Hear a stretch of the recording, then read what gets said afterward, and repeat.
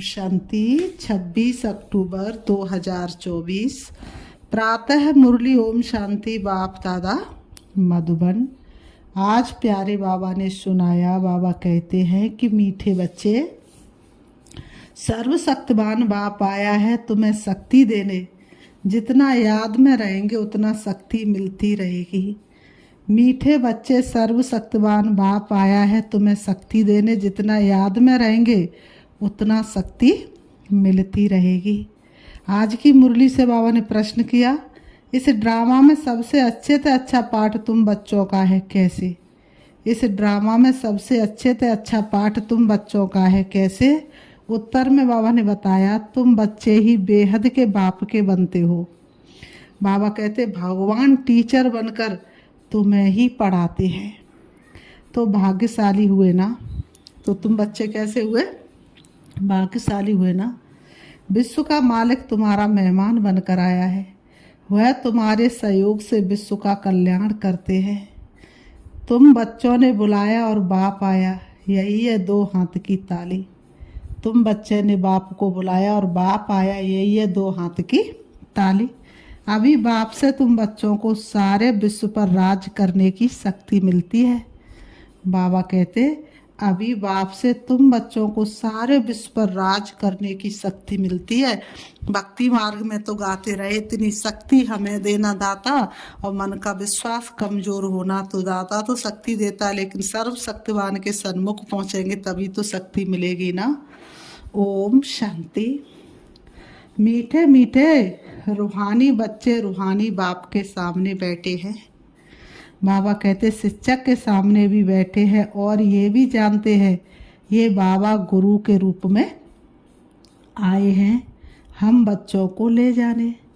बाबा कहते बाप भी कहते हैं रूहानी बच्चों, मैं आया हूँ तुमको यहाँ से ले जाने। ये पुरानी दुनिया बन गई है। मैंने तुमको जब भेजा था तो नई दुनिया में भेजा था, ये सारी दुनिया वो पुरानी बन गई है। और ये भी जानते हो कि ये दुनिया छीछी है। तुम बच्चे भी छीछी बन गए हो।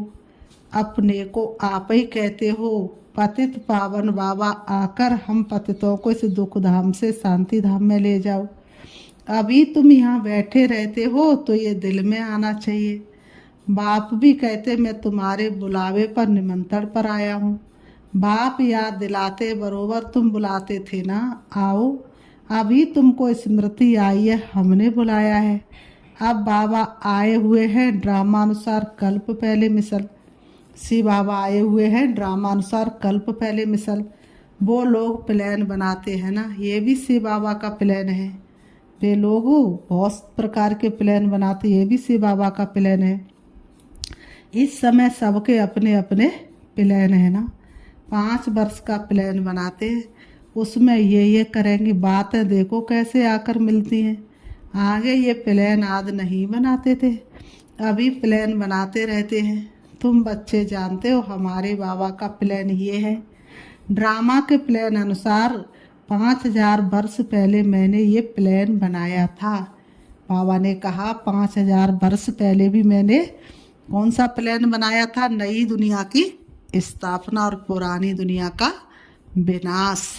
तो बाबा ने कहा कल्प पहले बनाया था और अब भी वही बनाया है। तुम मीठे मीठे बच्चे जो यहाँ बहुत दुखी हो गए हो, वैश्यालय में पड़े हो, अब मैं आया हूँ तुमको शिवालय में ले जाने के लिए। हे आत्माओं सुन लो शिव का ये शुभ संदेश। अब देश बदल के भेष बदल के चलना अपने देश। वह शांति धाम है निराकारी शिवालय और सुख धाम है साकारी शिवालय। तो इस समय बाप तुम बच्चों को रिफ्रेश कर रहे हैं। तुम बाप के सन्मुख बैठे हो ना। बुद्धि में निश्चय तो है बाबा आया हुआ है। बाबा अक्षर बहुत मीठा है। ये भी जानते हो हम आत्मा उस बाप के बच्चे, फिर पाठ बजाने के लिए इस बाबा के बनते हैं। कितना समय तुमको लौकिक बाबा मिले हैं, कितना समय तुम लौकिक बाबाओं से मिलते रहे। सतयुग से लेकर सुख और दुख का पाठ बजाया है। अभी तुम जानते हो हमारा दुख का पाठ पूरा होता है, सुख का पाठ शुरू भी पूरा 21 जन्म बजाया है। फिर आधा कल्प दुख का पाठ बजाया। बाबा ने तुमको स्मृति दिलाई है। बाबा पूछते बरोबर ऐसे है ना, बाबा पूछते बरोबर बच्चे ऐसे है ना। अब फिर तुमको आधा कल्प सुख का पाठ बजाना है। इस ज्ञान से तुम्हारी आत्मा भरपूर रहती है, फिर खाली हो जाती है। बाबा ने कहा संगम युग पर इतनी भरपूरता हो जाती है, जो सतयुग त्रेता तक तुम्हारी आत्मा बहुत अच्छा पाठ बजाती है, लेकिन द्वापर युग में आते आते खाली हो जाती है, लेकिन कलयुग के अंत में तो पूरी तरह से खाली हो जाती है। तो बाबा ने कहा अभी तुम जानते हो हमारा दुख का पाठ पूरा होता है। तो बाबा ने तुमको स्मृति दिलाई है। बाबा पूछते बरोबर ऐसे है ना। अब फिर तुमको आधा कल्प सुख का पाठ बजाना। इस ज्ञान से तुम्हारी आत्मा भरपूर रहती, फिर खाली हो जाती है। फिर बाप भरपूर करते तुम्हारे गले में विजय माला पड़ी है। गले में ज्ञान की माला है, बरोबर हम चक्र लगाते रहते हैं। सतयुग त्रेता द्वापर कलयुग, फिर आते इस स्वीट संगम पर।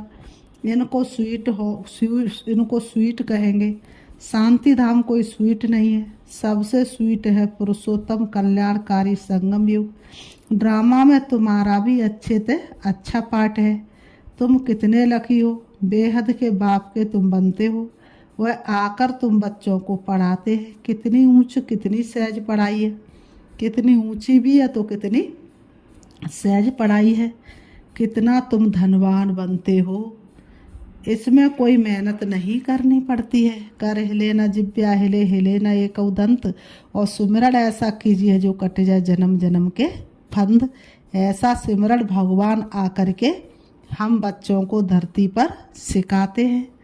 तो बाबा ने कहा डॉक्टर इंजीनियर आदि कितनी मेहनत करते हैं तब कहीं बनते हैं। तुमको तो वर्षा मिलता है, बाप की कमाई पर बच्चे का हक होता है ना। बाबा कहते बाप की कमाई पर बच्चे का हक होता है ना। तुम ये पढ़कर 21 जन्मों की सच्ची कमाई करते हो, वहाँ तुमको कोई घाटा नहीं पड़ता है। जो बाप को याद करना पड़े, इनको ही अजपा जाप कहा जाता है। बाबा ने कहा इसी को क्या कहा जाता है, अजपा जाप कहा जाता है।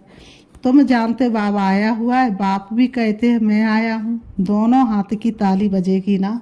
तुमने पुकारा और बाप आया, तो दोनों हाथ की ताली बजेगी ना। बाप कहते मुझे याद करो तो जन्म जन्मांतर के पाप वशम हो जाए। 5 विकारों रूपी रावण ने तुमको पाप आत्मा बनाया है, फिर पुण्य आत्मा भी बनना है। बाबा ने कहा फिर तुमको क्या बनना है, पुण्य आत्मा। ये बुद्धि में आना चाहिए। हम बाप की याद से पवित्र बनकर फिर घर जाएंगे बाप के साथ। फिर इस पढ़ाई से हमको माइट मिलती है। देवी देवता धर्म के लिए कहा जाता रिलीजन इज माइट। बाप तो है सर्वशक्तिवान, तो बाबा से हमको विश्व में शांति स्थापन करने की ताकत मिलती है। वह बादशाही हमसे कोई छीन ना सके, इतनी ताकत मिलती है। राजाओं के हाथ में देखो कितनी ताकत आ जाती है। बाबा कहते राजाओं के हाथ में देखो कितनी ताकत आ जाती, कितना उनसे डरते हैं। एक राजा की कितनी प्रजा लश्कर आदि होता है, परंतु वह है अल्पकाल की ताकत। ये फिर है 21 जन्मों की ताकत। उन्होंने कहा ये राजा का शरीर छूटा, ताकत खत्म हुई, लेकिन ये तो तुम्हारी 21 जन्मों के लिए ताकत जाती है। अभी तुम जानते हो हमको सर्वशक्तिवान बाप से ताकत मिलती है। विश्व पर राज्य करने की लब तो रहता है ना। देवताएं प्रैक्टिकल में नहीं है तो भी कितना लब रहता है। जब सन्मुख होंगे तो प्रजा का कितना लब होगा। याद की यात्रा से ये सब तुम ताकत ले रहे हो। बाबा कहते ये बातें भूलो नहीं। याद करते करते तुम बहुत ताकत वाले बन जाते हो। सर्वशक्तिवान और कोई को नहीं कहा जाता, सबको शक्ति मिलती है। इस समय कोई में शक्ति नहीं है, सब तमो प्रधान है। फिर सभी आत्माओं को एक से ही शक्ति मिल जाती है। बाबा कहते फिर अपनी राजधानी में आकर अपना अपना पाठ बजाते हैं, अपना हिसाब किताब चुकतू कर फिर ऐसे नंबरवार शक्तिवान बनते हैं। पहले नंबर में है इन देवताओं में शक्ति। ये लक्ष्मी नारायण बरोबर सारे विश्व के मालिक थे ना। तुम्हारी बुद्धि में सारा सृष्टि का चक्र है। जैसे तुम्हारी आत्मा में ये नॉलेज है, वैसे बाबा की आत्मा में भी सारी नॉलेज है। बाबा कहते अभी तुमको ज्ञान दे रहे हैं। ड्रामा में पार्ट भरा हुआ है जो रिपीट होता रहता है, फिर वह पार्ट 5000 वर्ष के बाद रिपीट होगा। ये भी तुम बच्चे जानते हो। तुम सतयुग में राज्य करते हो तो बाप रिटायर्ड लाइफ में रहते हैं, सब करके खुद को छिपाया। तुम जब सतयुग में सोने की दुनिया में होते हो, सतो प्रधान दुनिया में होते हो, तब बाबा कहते मैं रिटायर्ड रूप में परम धाम में जा कर के बैठ जाता हूँ। ऐसा दुनिया में कोई बाप होगा क्या? फिर कब स्टेज पर आते हैं?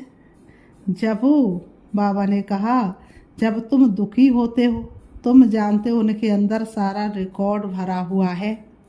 कितनी छोटी आत्मा है, उनमें कितनी समझ रहती है। बाबा ने कहा जैसे आत्मा का स्वरूप अति सूक्ष्म है, परमात्मा पिता का स्वरूप भी अति सूक्ष्म है, सिर्फ गुणों में अंतर है, वो सागर है। बाप आकर कितनी समझ देते, फिर वहाँ सतयुग में ये सब भूल जाते हो। सतयुग में तुमको ये नॉलेज होती नहीं, वहाँ तुम सुख भोगते रहते हो, ये भी अभी तुम समझते हो। सतयुग में हम सो देवता बन सुख भोगते हैं, अभी हम सो ब्राह्मण हैं, फिर सो देवता बन रहे हैं। यह ज्ञान बुद्धि में अच्छी रीति धारण करना है। किसको समझाने में खुशी होती है ना। तुम जैसे प्राण दान देते हो, कहते ना काल आकर सबको ले जाते हैं, काल आदि कोई है नहीं, ये तो बना बनाया ड्रामा है। आत्मा कहती मैं एक शरीर छोड़ चला जाता हूँ, फिर दूसरा लेता हूँ, मुझे कोई काल नहीं खाता। आत्मा को फीलिंग आती है। आत्मा जब गर्भ में रहती है तो साक्षात्कार कर दुख भोगती है, अंदर सजा भोगती है, इसलिए उनको कहा जाता है गर्भ जेल। कितना ये वंडरफुल ड्रामा बना हुआ है।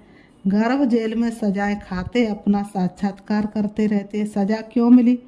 साक्षात्कार तो कराएंगे ना। ये बेकायदे काम किया है, इनको दुख दिया है, वहाँ सब साक्षात्कार होते हैं, फिर भी बाहर आकर पाप आत्मा बन जाते हैं। गर्भ जेल में कितने साक्षात्कार होते हैं, एक एक कर्म का साक्षात्कार करा के फिर सजा भोगते हैं, लेकिन जैसे ही गर्भ से बाहर निकलते सारी बातें भूल जाती हैं। सभी पाप वशम कैसे होंगे? सो तो बच्चों को समझाया, इस याद की यात्रा से और सुदर्शन चक्र फिराने से तुम्हारे पाप कटते हैं। बाप कहते भी है मीठे मीठे सुदर्शन चक्रधारी बच्चों, तुम 84 का ये सुदर्शन चक्र फिराएंगे तो तुम्हारे जन्म जन्मांतर के पाप कट जाएंगे। चक्र को भी याद करना है, किसने ये ज्ञान दिया उनको भी याद करना होता है। तुमको सारा ज्ञान मिला है, अभी तुम जानते हो हम यहाँ आए हैं पाठ बजाने। 84 का चक्र लगाया, अब फिर वापस जाना है। ऐसे चक्र फिराते रहते हो। बाप जानते बच्चे बहुत भूल जाते हैं। चक्र फिराने में कोई तकलीफ नहीं है, फुर्सत हो तो बहुत मिलती है। पिछाड़ी में तुम्हारी ये सुदर्शन चक्रधारी की अवस्था रहेगी, तुमको ऐसा बनना है। सन्यासी लोग तो ये शिक्षा दे नहीं सकते, सन्यासी लोग तो ये शिक्षा दे नहीं सकते। बाबा हमको सुदर्शन चक्रधारी बना रहे हैं, बनाते तो हैं, परंतु फिर रोज रोज नए आते तो उन्हों को रिफ्रेश करना होता है। तुमको सारा ज्ञान मिला है, अभी तुम जानते हो हम यहाँ आए हैं पाठ बजाने। 84 का चक्र लगाया, अब फिर वापस जाना है। ऐसे चक्र फिराते रहते हो। बाप जानते बच्चे बहुत भूल जाते हैं। चक्र फिराने में कोई तकलीफ नहीं है, फुर्सत तो बहुत मिलती है। पिछाड़ी में तुम्हारी ये सुदर्शन चक्रधारी की अवस्था रहेगी, तुमको ऐसा बनना है। सन्यासी लोग तो ये शिक्षा दे नहीं सकते। सुदर्शन चक्र को खुद गुरु लोग ही जानते नहीं हैं, वह तो सिर्फ कहेंगे चलो गंगा जी पर। कितने स्नान करते हैं, बहुत स्नान करने से गुरुओं की आमदनी होती है। घड़ी घड़ी यात्रा पर जाते हैं, अब उस यात्रा और इस यात्रा में फर्क देखो कितना है। ये यात्रा वह सब यात्रा छुड़ा देती है, ये यात्रा कितनी सहज है। चक्र भी फिराओ, गीत भी है ना, चारों तरफ लगाए फेरे, फिर भी हरदम दूर रहे, बेहद के बाप से दूर रहे। ये तुमको महसूस आती है, वो लोग इस अर्थ को नहीं जानते। अभी तुम जानते बहुत फेरे लगाते रहे, अभी इन फेरों से तुम छूट गए हो। बाबा कहते फेरे लगाते कोई नज़दीक नहीं आए हो और ही दूर होते गए हैं। चारों तरफ फेरे लगाते लगाते कोई तुम भगवान के नज़दीक थोड़ी नहीं आए और ही क्या हो गया, दूर चले गए। क्योंकि धीरे धीरे अंधश्रद्धा बहुत ज़्यादा बढ़ती गई। अभी ड्रामा प्लान अनुसार बाप को ही आना पड़ता है, सबको साथ ले जाने। बाप कहते मेरी मत पर तुमको चलना ही है, पवित्र बनना है, इस दुनिया को देखते हुए नहीं देखना है। जब तक नया मकान बनकर तैयार हो जाए तब तक पुराने में रहना पड़ता है। बाप संगम पर ही आते हैं वर्षा देने। बेहद के बाप का बेहद के बाप का है बेहद का वर्षा।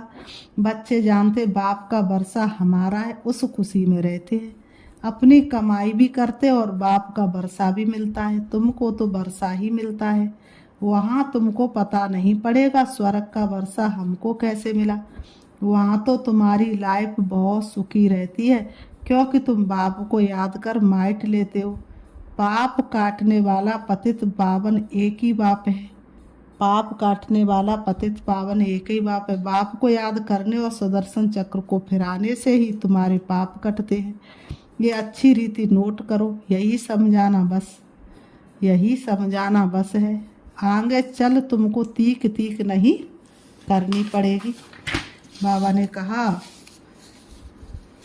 एक इशारा ही बस है, बेहद के बाप को याद करो तो तुम्हारे पाप कट जाएंगे। तुम नर से नारायण, नारी से लक्ष्मी बनने आते हो, ये तो याद है ना।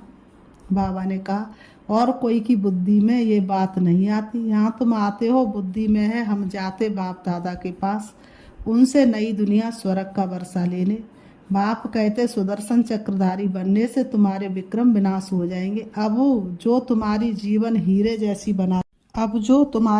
हीरे जैसी बनाते हैं उनको देखो। ये भी तुम समझते हो, इसमें देखने की कोई बात नहीं, ये तुम दिव्य दृष्टि द्वारा जानते हो। आत्मा ही पड़ती इस शरीर द्वारा, ये ज्ञान अभी मिला है। हम जो कर्म करते हैं आत्मा ही शरीर लेकर कर्म करती है। बाबा को भी पढ़ाना है, उनका नाम तो सदैव शिव ही है। शरीर के नाम बदलते हैं, ये शरीर तो हमारा नहीं है, ये इनकी मिल्कियत है। शरीर आत्मा की मिल्कियत होती है जिससे पाठ बजाती है। ये तो बिल्कुल सहज समझ की बात है। आत्मा तो सब में है, सबके शरीर का नाम अलग अलग पड़ता है। ये फिर है परमात्मा, सुप्रीम आत्मा, ऊंचे तो ऊंचे है। अभी तुम समझते हो भगवान तो एक है क्रिएटर, बाकी सब है रचना पाठ बजाने वाले। ये भी जान गए हो कैसे आत्माएं आती हैं। पहले पहले आदि सनातन देवी देवता धर्म की आत्माएं रहती हैं थोड़ी, फिर पिछाड़ी में लायक बनते हैं पहले पहले आने के लिए। ये सृष्टि चक्र की जैसे माला है जो फिरती रहती है। माला को तुम फिराते हो तो सब दानों का चक्र फिरता है ना। सतयुग में भक्ति जरा भी नहीं होती। बाप ने समझाया, हे आत्मा माँ में कम याद करो, तुमको घर जरूर लौटना है।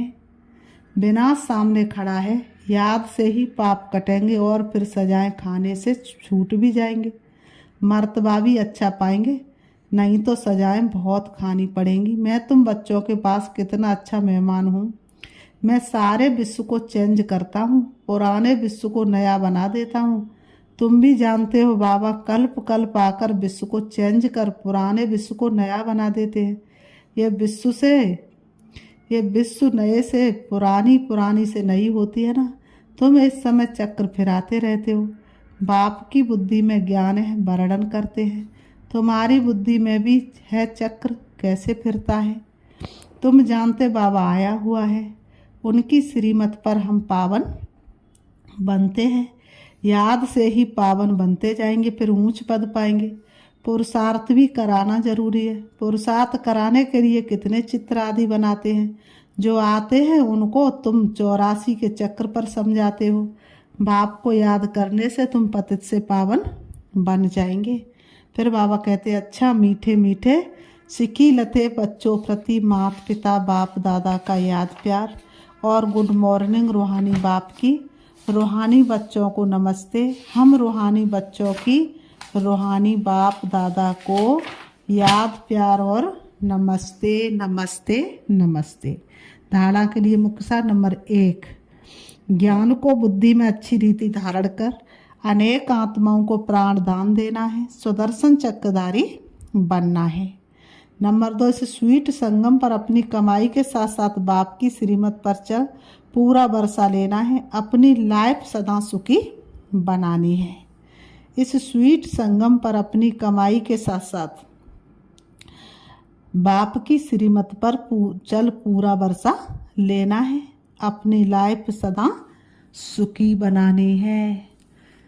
इंसान को जीने की कला सिखलाता है राजयोग, हर परिस्थिति में मुस्कुराना सिखलाता है राजयोग। आज की मुरली से बाबा ने वरदान दिया है, सर्व वरदानों को समय पर कार्य में लगाकर फलीभूत बनाने वाले फल स्वरूप भव। सर्व वरदानों को समय पर कार्य में लगाकर फलीभूत बनाने वाले फल स्वरूप भव स्पष्टीकरण है। बाप दादा द्वारा समय प्रति समय जो भी वरदान मिले हैं उन्हें समय पर कार्य में लगाओ। सिर्फ वरदान सुनकर खुश नहीं हो कि आज बहुत अच्छा वरदान मिला। बाबा ने कहा वरदान को काम में लगाने से वरदान कायम रहते हैं। वरदान तो अविनाशी बाप के हैं, लेकिन उसे फलीभूत करना है, इसके लिए वरदान को बार बार स्मृति का पानी दो। वरदान के स्वरूप में स्थित होने की धूप दो तो वरदानों के फल स्वरूप बन जाएंगे। बाबा कहते तो वरदानों के क्या बन जाएंगे? फल स्वरूप बन जाएंगे। आज की मुरली से स्लोगन दिया बाबा ने, विशेषता प्रभु प्रसाद है, इन्हें सेवा में लगाओ, बांटो और बढ़ाओ। विशेषताएं प्रभु प्रसाद है, इन्हें सेवा में लगाओ, बांटो और बढ़ाओ। अच्छा, ओम शांति। अभी हम बाबा को याद करते हैं, देखेंगे अपने आप को चमकती हुई ज्योति के रूप में। मैं आत्मा अति सूक्ष्म हूँ, लाइट स्वरूप हूँ, प्यारे पिता परमात्मा की सबसे प्रिय संतान हूँ। विशेषताएं जो भी मेरी अंदर हैं वो सब प्रभु प्रसाद है। वर्षे के रूप में बाबा हमें संगम पर भरपूर कर देता है। जैसे मुझे बाबा ने भरपूर किया है वैसे मुझे औरों को भी ये सुख दिलाना है। इसलिए मैं आत्मा बाप को सारे विश्व में प्रत्यक्ष करने के लिए जा रही हूँ, शक्ति भरने बाबा से। इस देह रूपी वस्त्र से अलग होकर मैं आत्मा पहुंच जाती हूँ सूरज चांद सितारों से आगे, सूक्ष्म वतन से दूर, परम धाम शांति धाम, जहाँ हल्के सुनहरे लाल रंग का आसमान है, चमकता हुआ दिव्य सितारा जो रूप में अति सूक्ष्म लेकिन गुणों में सिंधु के समान है। जैसे मुझे आत्मा का स्वरूप लाइट स्वरूप है, वैसे ही आत्माओं के पिता परमात्मा का स्वरूप भी लाइट स्वरूप है। मैं आत्मा शिव बाबा के सन्मुख हूँ। शिव बाबा से शक्तिशाली किरणें निकल निकल के मुझ में समाती जा रही है और मैं आत्मा भरपूर होती जा रही हूँ। मुझ आत्मा का एक एक विक्रम विनाश हो रहा है। मैं सर्व शक्तियों से सर्व खजानों से भरपूर हो रही हूँ। मुझ में अथाह शक्ति बढ़ती जा रही है। शिव बाबा से शक्ति लेकर सारे विश्व का उद्धार करने के लिए मैं आत्मा परम धाम से नीचे, सूक्ष्म वतन से नीचे, सूरज चांद सितारों से भी नीचे आ जाती हूँ सृष्टि रंगमंच पर। आकर के दोनों ब्रह्म के बीच भ्रकुटी में विराजमान हो जाती हूँ। मुझसे निकलती हुई शक्ति विश्व के कोने कोने में फैलती जा रही है। विश्व की एक एक आत्माओं का मैं उद्धार कर रही हूँ। मेरे द्वारा सबका कल्याण हो रहा है, सब भरपूर हो रहे हैं, दुख अशांति से दूर होते चले जा रहे हैं। ओम शांति, ओम शांति।